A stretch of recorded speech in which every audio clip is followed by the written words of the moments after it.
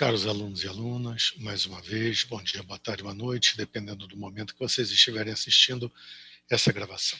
Hoje nós vamos trabalhar aqui História do Brasil, uma nova fase, aquela fase que é chamada de República autoritária, civil-militar, ditadura militar. Ultimamente se usa muito o termo civil-militar. Perfeito? Eu vou usar essa nomenclatura, tá? E nós vamos então iniciar rapidamente compartilhando aqui a tela com vocês. Nossa aula de hoje, na verdade, é uma visão geral, uma aproximação geral sobre o assunto. Perfeito? Tá? Então, dividindo a tela aqui. República Autoritária Civil-Militar, do período de 64 a 85. Tá? Relembrando, o apoio ao golpe de 64, que pôs fim ao governo constitucional do presidente João Goulart. Nós vamos depois discutir a questão de golpe ou revolução ainda nessa aula, tá certo? Aqui no Rio de Janeiro, a Marcha da Vitória, né, no dia 2 de abril, com Goulart já fora do país, não é isso? E com a concretização, então, da vitória daqueles que conspiraram e venceram contra o governo, derrubaram o governo de proposta do nacional-reformismo. Tá? Esses vencedores tinham identidades e divergências. O que os unia? A luta contra o governo, que consideravam um governo que levava o Brasil para o caos, para o comunismo, para a desordem, que incentivava greves, que incentivava a crise na hierarquia militar, a quebra da hierarquia militar, fator fundamental para o apoio dos setores legalistas das Forças Armadas ao projeto de derrubada do governo Goulart, aqueles dois momentos, né, a revolta dos marinheiros, a revolta dos sargentos. Mas na articulação e no apoio a esse movimento, nós tínhamos fundamentalmente esses 5 setores da sociedade. Os grandes proprietários de terras, contrários a qualquer projeto de reforma agrária, de mexer com a questão da propriedade do campo, que estava incluída nas reformas de base. Não é isso? Amplos setores do empresariado. Quando eu coloco aqui amplos, é porque não existe unanimidade. No caso dos proprietários de terras, dos grandes proprietários, havia essa unanimidade. Tá? Setores do empresariado, a maioria favoravelmente a esse movimento, se não favorável diretamente, não ficaram contrários, viram com tranquilidade a queda do governo Goulart, a derrubada do governo Goulart. Amplos setores das camadas médias, influenciadas pela questão, né, do comunismo, da luta contra o comunismo, já que o governo Jango, né, da propaganda contrária, né, estimulava essas tendências radicais comunistas. A presença, né, de Luiz Carlos Prestes, o líder comunista, em determinados momentos, né, da vida pública, já uma semi-legalidade, né, e colocando, né, que os comunistas apoiavam o governo Goulart, né, a posição do Leonel Brizola com a criação do Grupo dos 11, mas tudo isso levava as camadas médias a apoiarem, né, esse movimento. O empresariado não gostava, obviamente, das greves, do processo inflacionário, da questão econômica que não atraía investidores externos.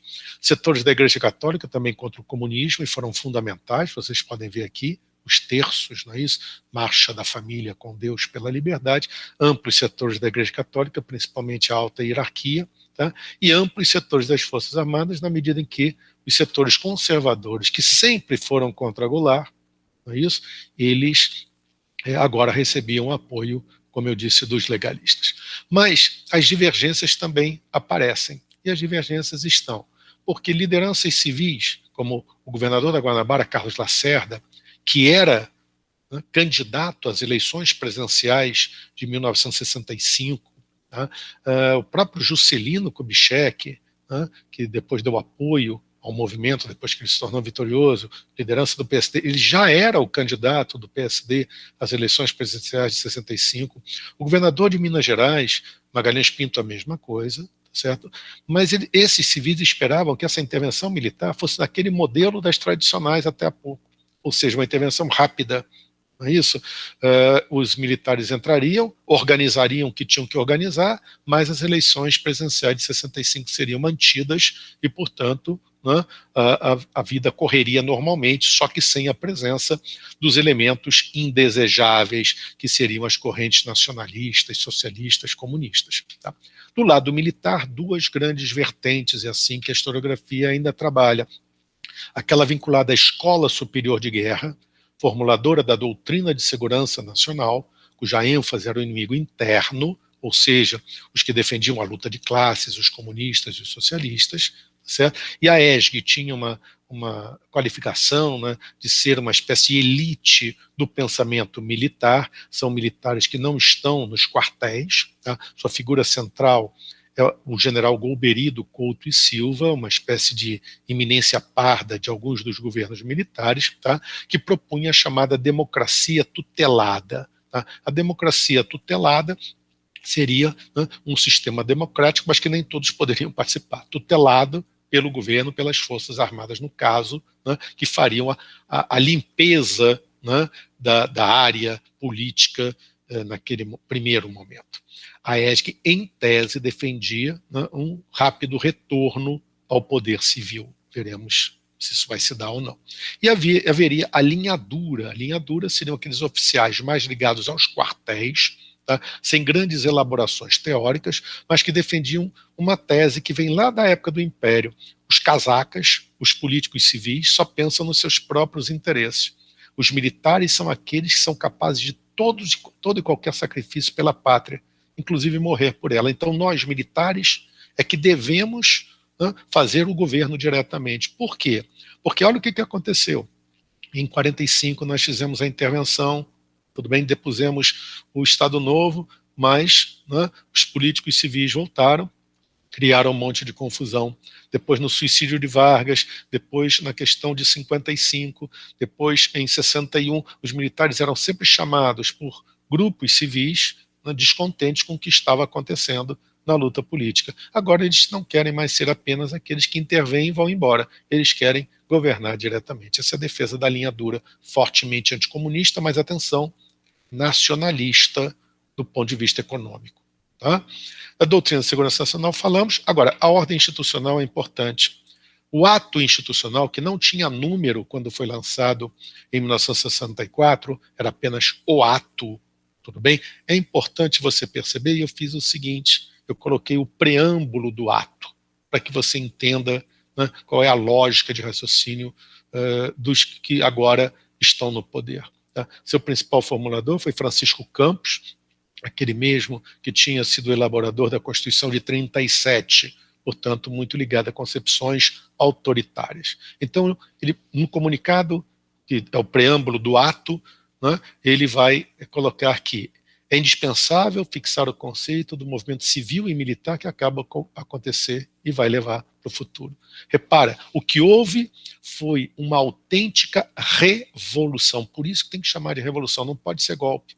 Por que a revolução? Ele diz, porque a revolução se distingue de outros movimentos armados pelo fato de que nela se traduz não o interesse e vontade de um grupo, mas o interesse e a vontade da nação. Portanto, o que houve foi o interesse da nação levado adiante pelos militares para impor a ordem outra vez necessária ao país. E ele continua. A Revolução Vitoriosa se investe do exercício do poder constituinte, do poder de fazer as leis. Esse se manifesta, o poder constituinte, ou pela eleição popular ou pela revolução, mas ele diz que a revolução é a forma mais expressiva e radical do poder constituinte. Perfeito? Repara que isso, Lenin assinaria embaixo esse tipo de afirmação. Tudo bem? A revolução se legitima por si mesma. A revolução vitoriosa como poder constituinte se legitima por si mesma. Ela destituiu o governo anterior e tem a capacidade de constituir um novo governo. Desculpa se eu estou lendo, mas é porque é muito forte, é muito direto, não tem nenhuma tentativa de enganar ninguém aqui. Tá? Nela se contém a força normativa, na revolução se contém a força normativa inerente ao poder constituinte. Ela edita normas jurídicas e não pode ser limitada pelas normas anteriores.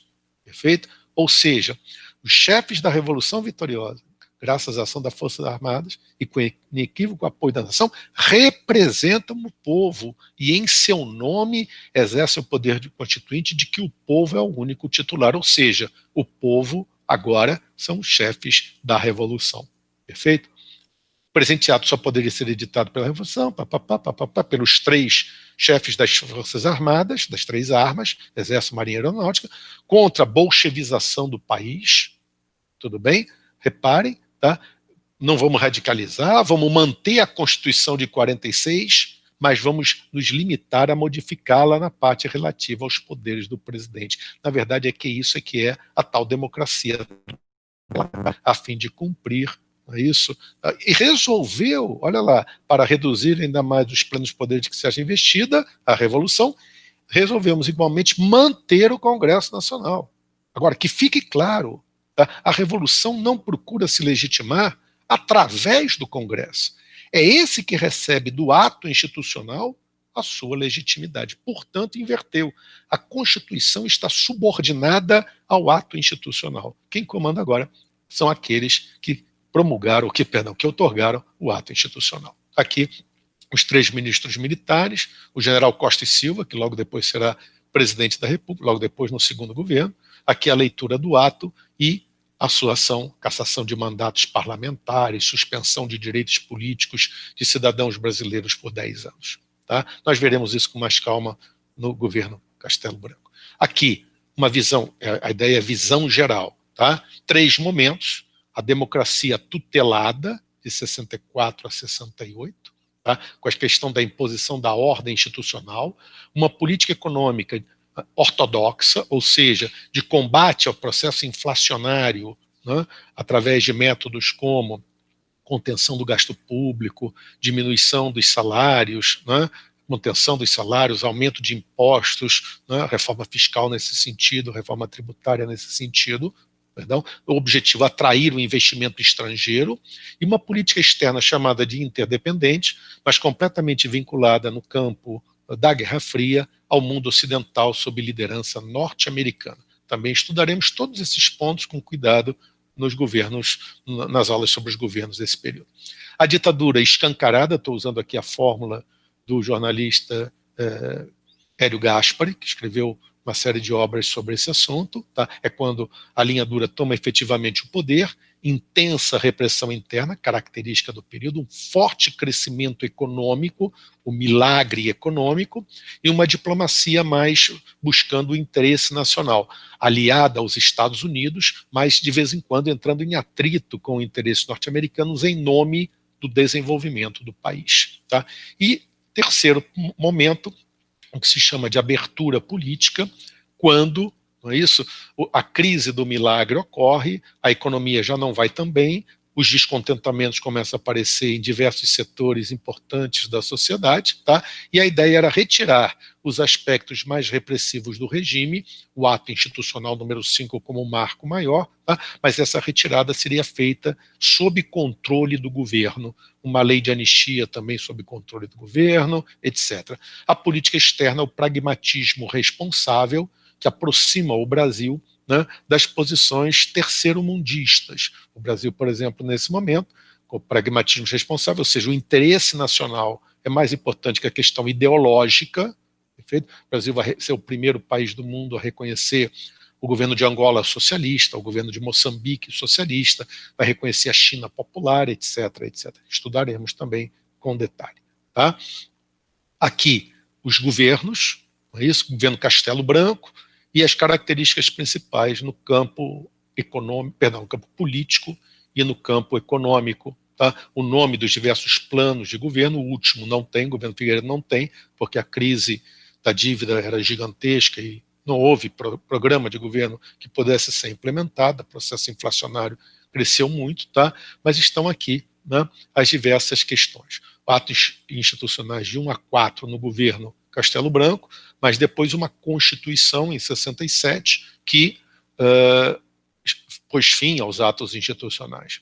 O Programa de Ação Econômica do Governo, o PAEG, é aquele que busca, né, sanear as finanças, assim como os atos institucionais buscavam sanear, né, a vida política brasileira, excluindo os elementos problemáticos, não é isso? Nacionalistas, socialistas, comunistas. O PAEG sanearia as finanças para trazer o investimento externo. O ato institucional número 5 é de 68, do governo Costa e Silva, vamos explicar a conjuntura. O programa estratégico do governo, evidentemente, não pode se desenvolver, tá, nesse brevíssimo período de tempo, mas já dava as linhas de um projeto que retomava o nacional desenvolvimentismo de JK, só que sem democracia, ou seja, participação do capital estatal em certas áreas da economia. A emenda constitucional número 1, ele é duríssima, é uma nova Constituição, na verdade, muitos chamam de Constituição de 1969, que impôs, entre outras questões, a pena de morte. O governo Médici é o período de maior repressão interna no país. Tá? O PND é o plano que vai levar ao milagre econômico. O governo Geisel é o que vai extinguir o ato institucional número 5, dentro da lógica da chamada distensão, isso, lenta, gradual e segura, mas vai colocar no lugar salvaguardas constitucionais. E o segundo plano, segundo PND, né, que é uma espécie de fuga para frente. No governo Figueiredo, a nova Lei de Segurança Nacional, a anistia, o retorno da vida política de forma mais, digamos, livre, com limitações, mas mais livre, e a crise da dívida, né, garantindo, enfim, os problemas, trazendo problemas graves para a sociedade, para a economia, para o governo. Isso foi só uma visão geral, tá certo? Nas próximas aulas, nós trabalharemos os diversos governos, perfeito? E agradeço mais uma vez, espero que tenha sido útil essa aula para vocês, agradeço mais uma vez a paciência com que vocês assistiram e nos veremos em breve. Um abraço.